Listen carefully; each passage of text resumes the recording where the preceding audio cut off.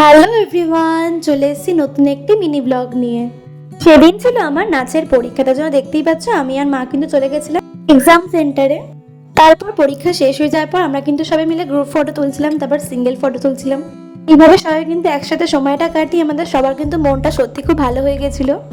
এক্সামের আগে যে টেনশনটা ছিল সেটা আর এক্সামের পরে কিন্তু ছিল না।